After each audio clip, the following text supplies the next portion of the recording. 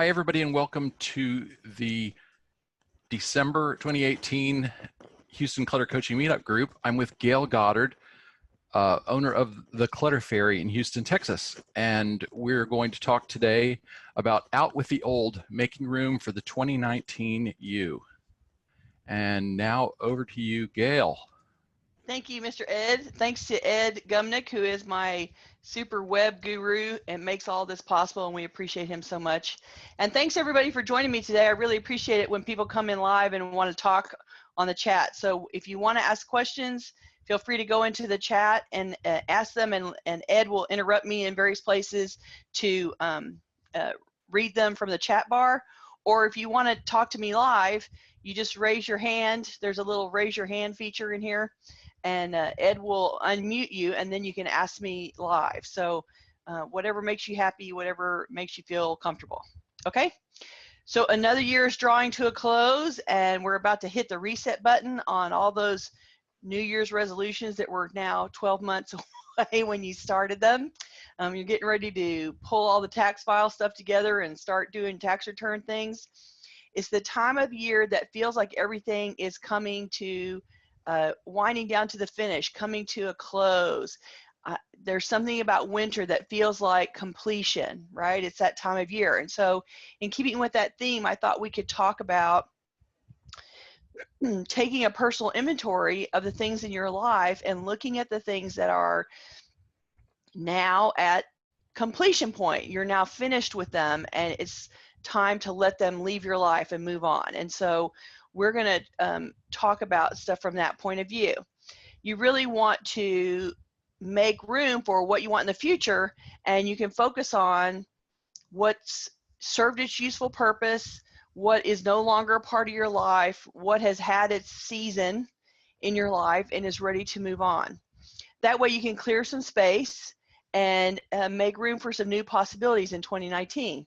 You sort of have to prepare the way for new things to come in, right? You've heard that from a million different modalities and psychological concepts.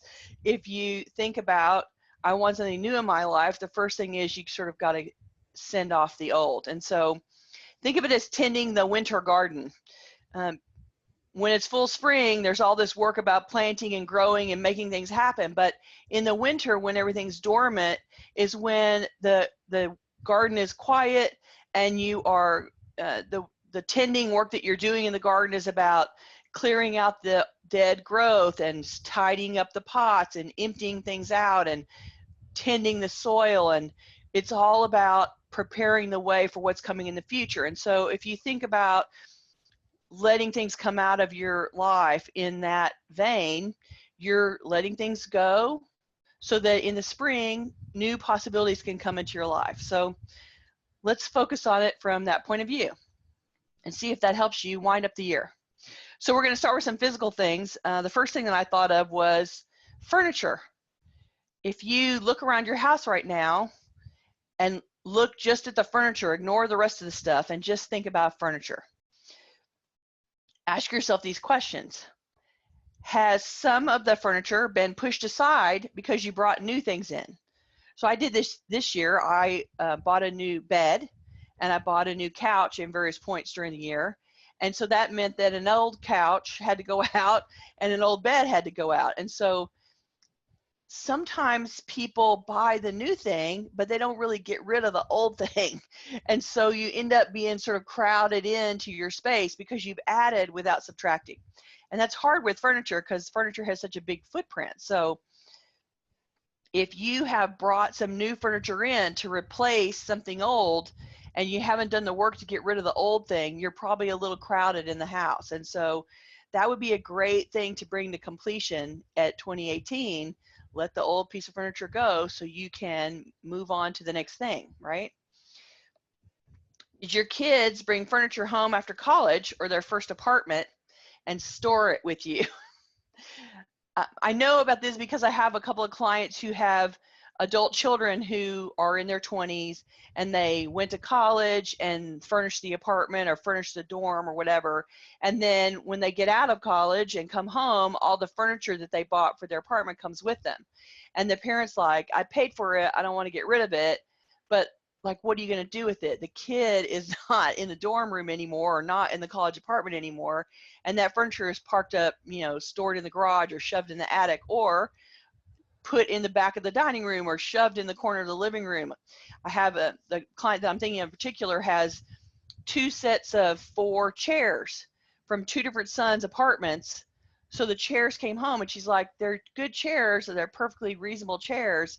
But now she has 8 chairs to store, dining table chairs to store, and they're in the upstairs bonus room, basically sitting around the corner. So they don't look good. They're in the way. They get knocked over by the dog. They're a problem. If you have that kind of furniture around, you might want to ask yourself, okay, so it served its purpose. My child went and got their first apartment with roommates, and it lasted for a couple years, and then they didn't want to be roommates anymore, and he came home again. So I think this is happening a lot right now, that kids go away for a while, and then they come back for a while before they sort of launch their lives for good. And so there's a period of time when you send all this furniture away with them, and then it all comes back like a wave, the tide retreating back to your house. It might be a good time to say, let's sell this stuff, and when you're ready to launch again, we'll go replace. Let's make some money off of it now, but I don't want to store it for 3 years or 4 years while you're going to graduate school. It's a good time to shed all those things out. Put it out there. If they, beat it to hell, you can put it in the junk pile and for pickup. If it's still in good shape, you can sell it and donate it and hopefully benefit somebody else. Let somebody else use it while your kids don't need it, and you can start again fresh at the other end. Have you inherited a collection of things from your relatives? This is a big one, because when somebody passes away and you inherit their whole house worth of stuff, a lot of furniture comes with it. And sometimes the furniture is obviously old and beat up, but sometimes it's things like, oh, that was my grandmother's beautiful break front with the curved glass, or this was some table that we all sat at every Christmas, or whatever. Like, the furniture has sentimental value to you, and so you can't imagine in the moment of dealing with the estate that you can give up all this furniture. And so some of it comes home with you, but you don't really have space for it, or you wedge it into a corner somewhere, and then you end up with 2 tables or 3 tables because you can't give up grandma's table. This is one that usually takes a little bit longer to climb out of, because you have to sort of reconcile how you feel about the sentiment that you have about the furniture versus whether do you really want to replace. Like, the obvious thing would be, I have this table from grandma and I love it and I want to keep it. Therefore, I need to move that table in and take the dining table that I have and sell it. Like, you need to trade out the pieces that you want to keep in your life. And sometimes people find that to be difficult because, the dining table you have is one that you liked already. So you end up with a conflict of desire, I guess is a way to say that. And talking yourself through that and making some concrete plans about, what am I going to do with this furniture that I inherited? Am I really going to incorporate it into my decor, or can I just bless it, kiss it, and send it on its way to someone else and let someone else have happy memories with it? And that's totally up to you. How you land on that place is your own emotional process. But keep in mind, as you're standing in your house looking at the furniture, if you are wedged into a corner because you brought home a bunch of things from an inherited person, or your garage is completely full of that furniture waiting for something to happen, now might be the time to make something happen and straighten it out. Bring them in, let the old pieces out, make your decisions, and incorporate grandma's stuff in or not, and let the excess go. And does it feel too crowded in the house? If you walk around and look, are all the walls full of furniture? Are you having to weave your way through the house to get to stuff? If the house feels crowded when you stare and look around at all the rooms, then furniture is a perfect thing to quickly reclaim space because it has such a big footprint. A big table covers up several square feet on the floor, right? And so making a decision to let a piece of furniture go, it's one thing, and it's one, sale process or move out process or donate process to get it gone.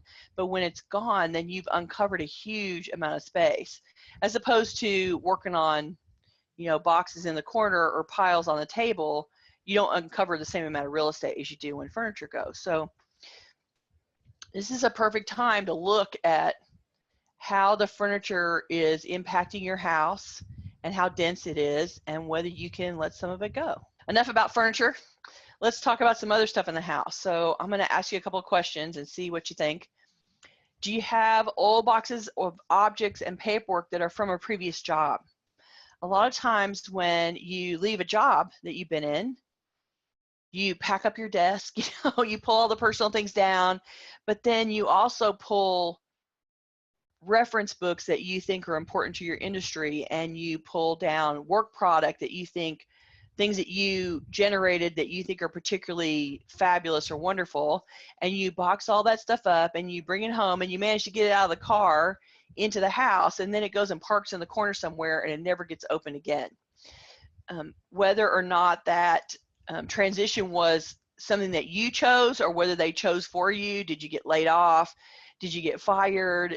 Did the business go bankrupt? I mean, if there was some negative emotion associated with that transition, then it might be a box that you're sort of putting over there going, la, la, la, la, la, I don't want to talk to you. I don't want to think about you.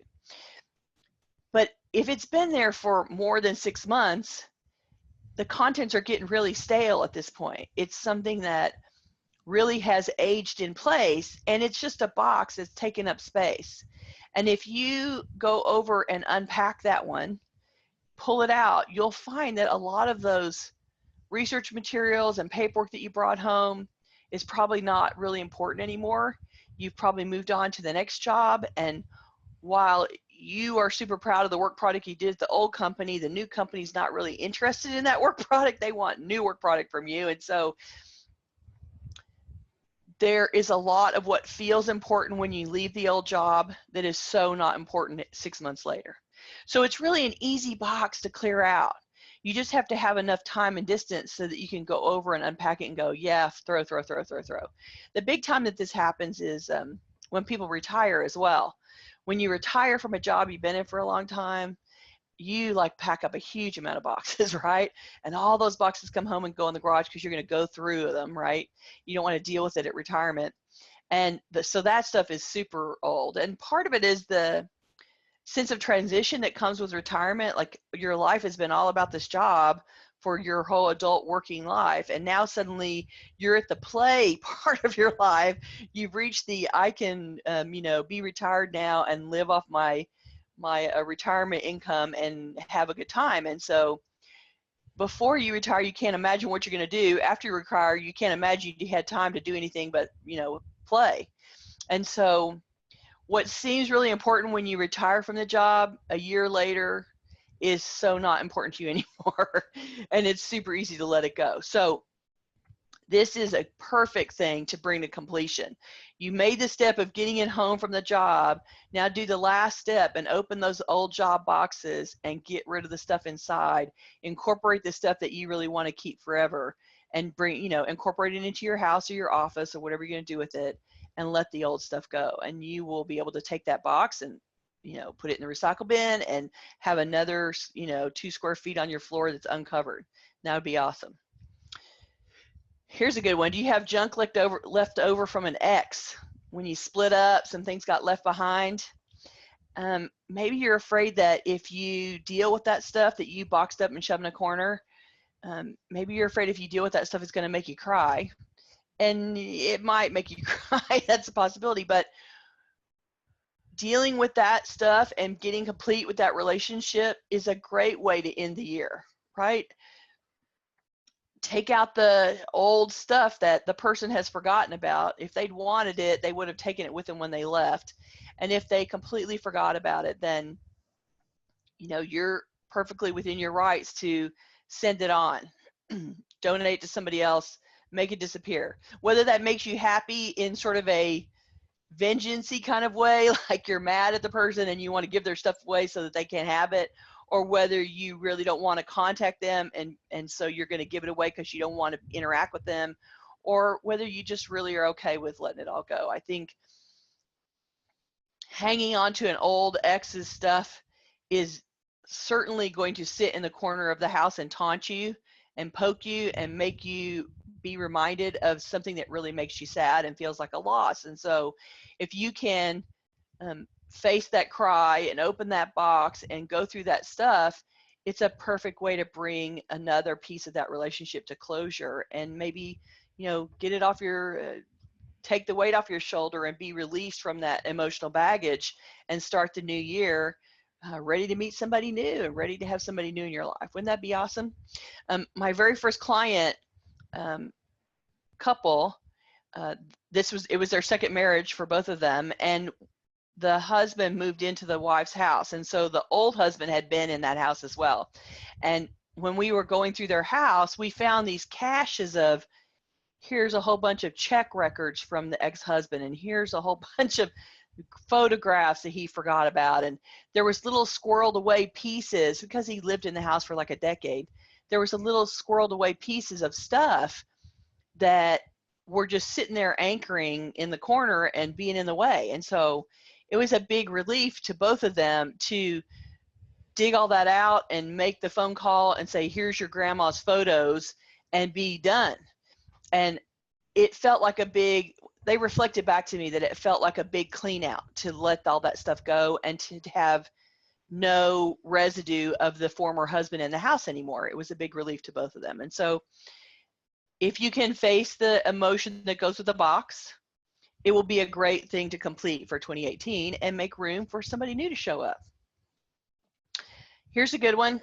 How about boxes that have never been unpacked from the last time that you moved? So the thing about moving is that it's super stressful, like totally stressful. And it takes a huge amount of energy, and you do all this work up front to get the house packed up. Whether you hire somebody or whether you do it yourself, you're doing all this work to get the house packed up and moved. And then as the movers offload everything and you're looking at it, you're like, oh my God, I have to have more energy to unpack it all. And so you do it for a while, but there's always a collection of boxes at the end, and you're like, I'm out of steam. I got nothing. I can't keep doing this.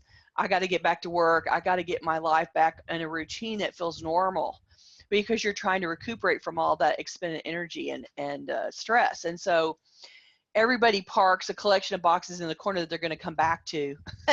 And if you have a place to store them, like you can put them in a closet, or you can hide them in the garage, or in the, you shove them in the attic or whatever, then they never get opened again. And so I would take this as an opportunity to clear out things that clearly you don't need them because you haven't gone back to get them, or there's a whole lot of boxes and a whole lot of packing paper and not a whole lot of your stuff in there. Like it's going to be one big box and there's going to be 2 huge pots in it that never got unpacked from the kitchen, or it's going to be a box of photographs or something that you can pull out and put somewhere now and make all the stuffing and packing material go away. When you empty boxes like that, there's a lot less stuff than it looks like because the movers or you have packed them with all this insulation so they'll survive. So you get rid of all the packing and the boxes. You're down to a small pile of stuff. And then you can look at the stuff and go, yeah, I haven't needed it for 2 years. Do I really want this stuff? It seemed like, I packed it because I was tired, but maybe it's time for round 2 of things to go to Goodwill. And so you can thin the herd. You can incorporate the last few things that you're like, I thought the mover stole that. I hear this a lot. We opened the last few boxes from a move that was 2 years ago, and they were convinced that the mover had stolen it. Like, no, you can't accuse the mover of stealing anything till you've opened all the boxes. So we opened the box, and here it is. Oh, that's where it was. Okay. So find all of your last pieces, incorporate your last stuff, and get those 10 or 15 boxes out of the way. That will create a huge footprint of open space that you didn't have before, or open storage in the attic, or open, space in the closet for where you can put new stuff now that you have the boxes out. That's a good one to complete for the end of the year. Enough about stuff. Let's talk about habits and interests. Let's look at things from a habits and interest point of view. Gayle, before you Oh, yes. get too far away from that stuff, yes. I was just going to, Ginger posted a couple of comments. Okay. She said, box of training manuals, 3 ring binders from 6 years ago. It was leftovers from that last staff training just before retirement. got left in my trunk and found on my studio shelf. Oh, that's a good one. And those binders are like, they're huge binders and they have a ream of paper in them. That must have felt so satisfying to throw that out. And then she said, strange connection to decor items that she's not using from first marriage, which ended 36 years ago.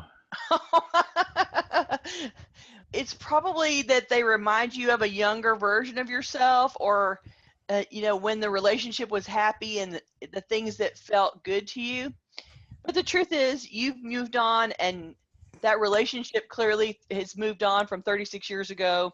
Maybe it's time to, this is like the last little tug of, connection to that relationship that you can let go of now. Maybe it's just time to let it go. Or take a few of them out and decide if they can be used now. Are they part of your current life? Do they feel like part of your current life? Can you make them be part of your current life? I wouldn't recommend doing it with all of them, but all those decor items that you've shuffled everywhere, yeah, it's time to go. You're right. And I think if you take a picture of them, I mean, really what you're remembering is, this is how I decorated my house when I was married and we lived in this place and this is what our life was like. And those pieces are reminding you of that life experience. And so maybe it's, if you take a little picture of it so you can have the memory of that time, you don't have to have the items to remind you. And then you can let somebody else play with them, right? Okay, is that everybody? Ginger also added, a plastic tub of decor items I've shuffled from here to the lake house and back to house. Oh, Time to go. Moved on. Keywords, attitude to embrace. I think she means, yeah, moved on is right. And if you have a house and a lake house, it's just a second place to store stuff. I see people do that a lot when we're sorting through the house, and they're making a pile of keep and donate, and then there's always this, oh, I can take that to the lake house.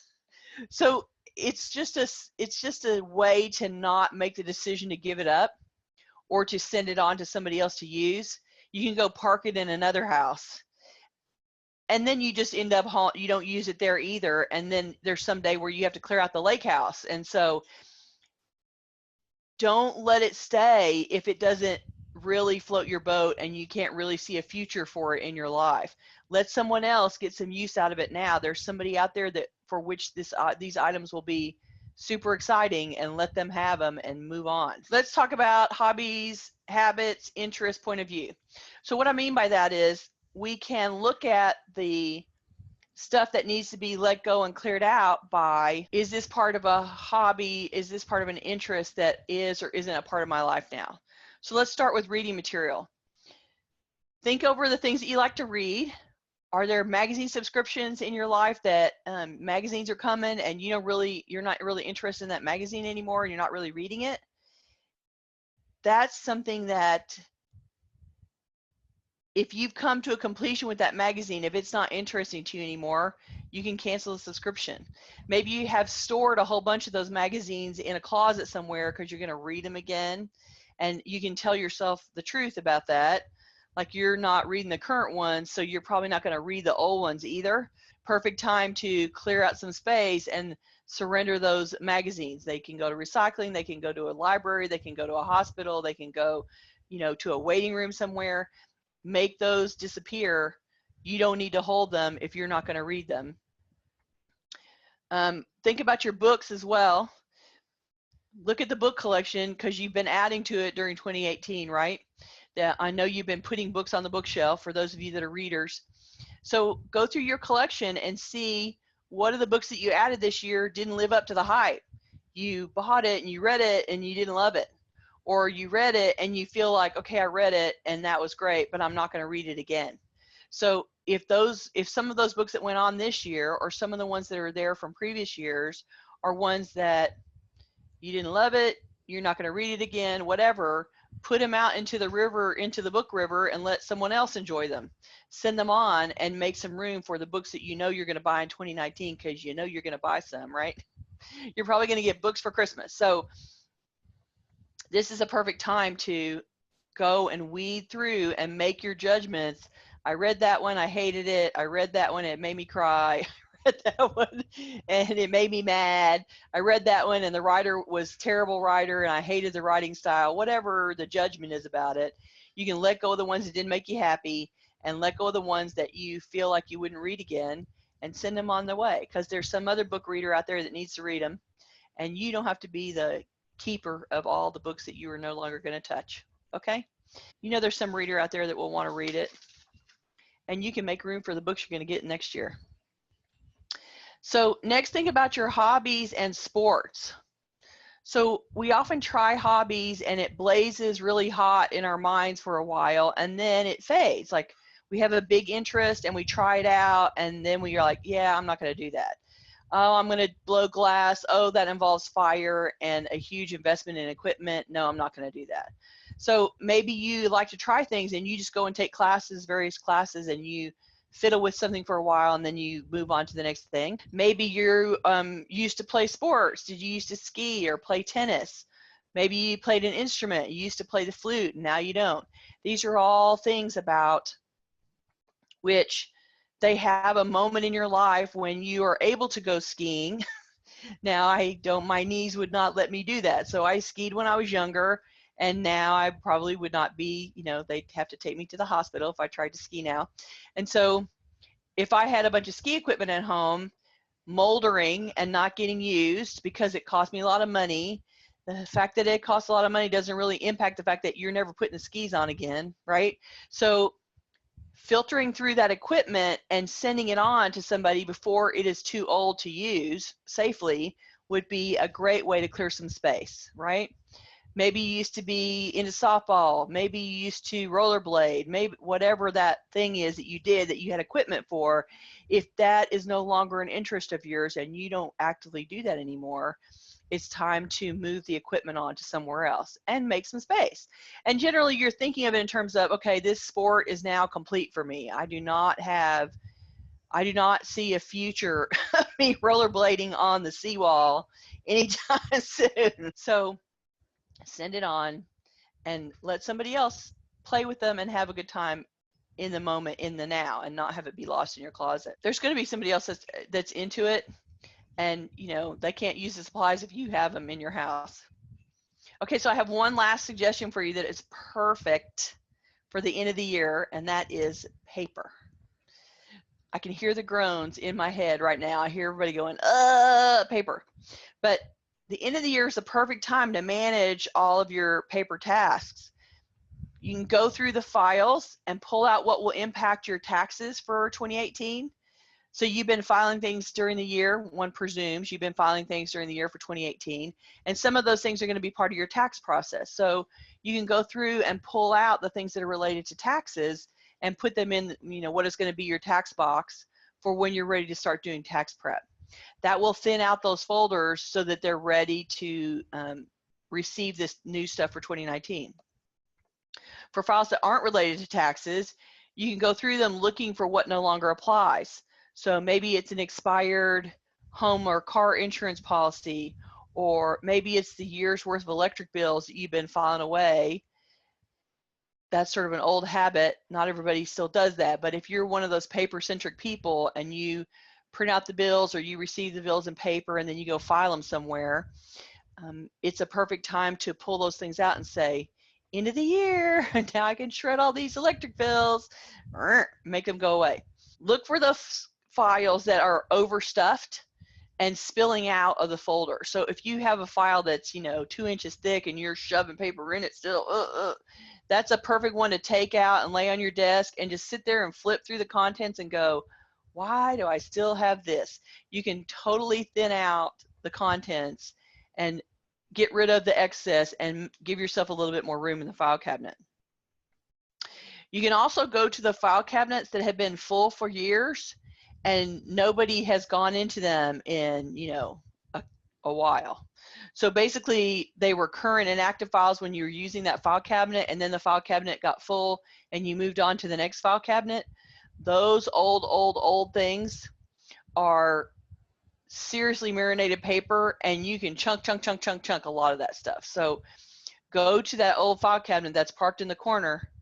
If you're thinking to yourself, I need to buy a new file cabinet, you should stop and say, no, I need to go empty an old file cabinet. Do that first and then see if you still really need a file cabinet, because there's probably a lot of paper that it was current when you put it in there and now it's a decade later and it's old stale paper that is no longer important.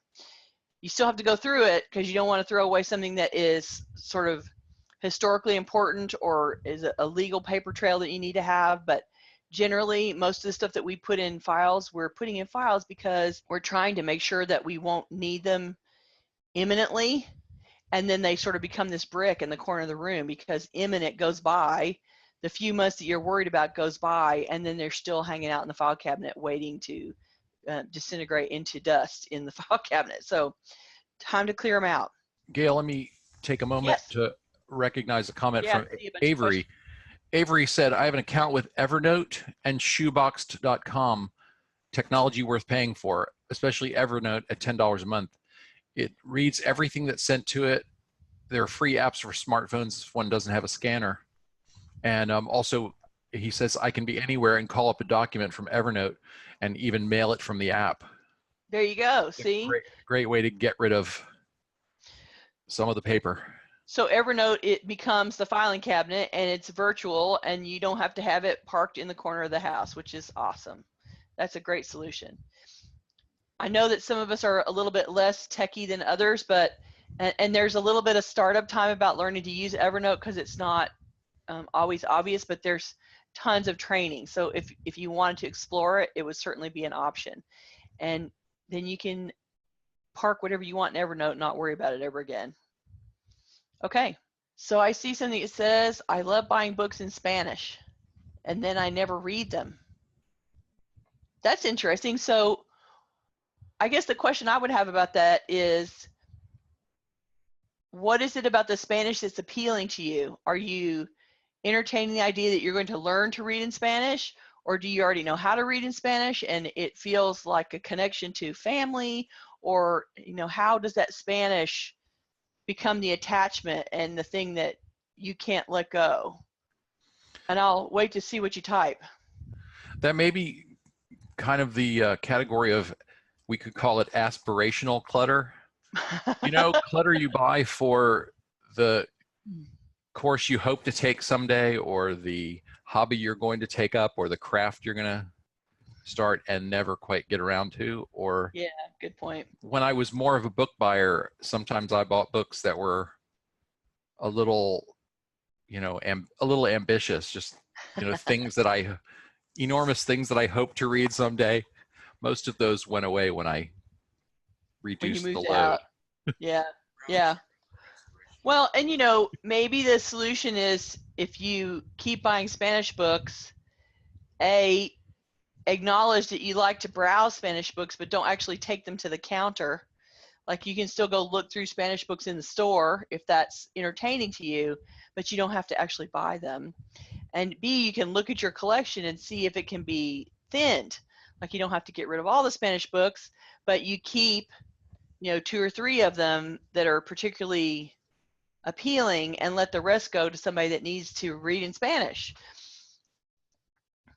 I think book people have to change the way that they think about storing books. It's lovely to have, you know, a huge anchor of books in the house, but it also means that you're sort of hoarding the books so that nobody else can read them either. And I think as a fellow book person, it's important to, you know, let the books be shared so that others can enjoy them as well. Did she answer me, Ed? I can't quite see. Yes. April said, I taught myself Spanish, so I want to read them, and they seem interesting, but I have a hard time reading paper books. It's easier to take my Kindle or phone. That's just how I feel.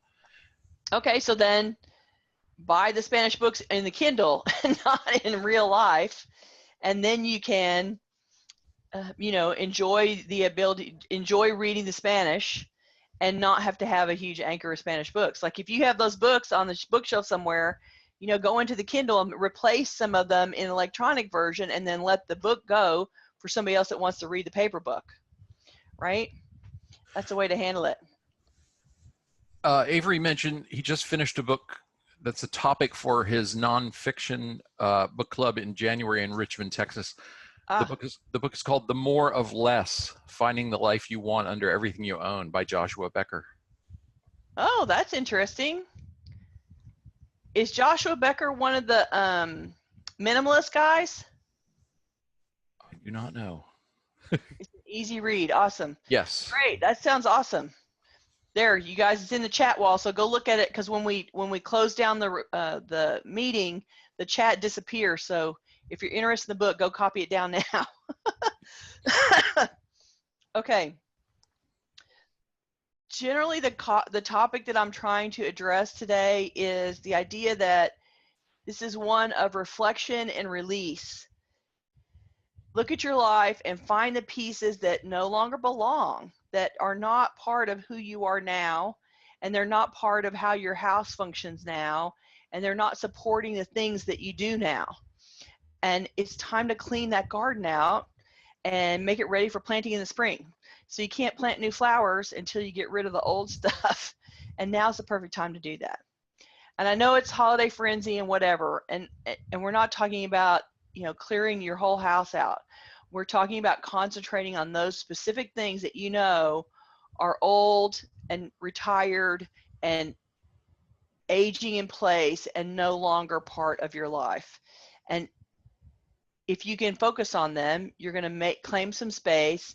You're going to get to a sense of completion about stuff, and you're going to open some possibilities for next year.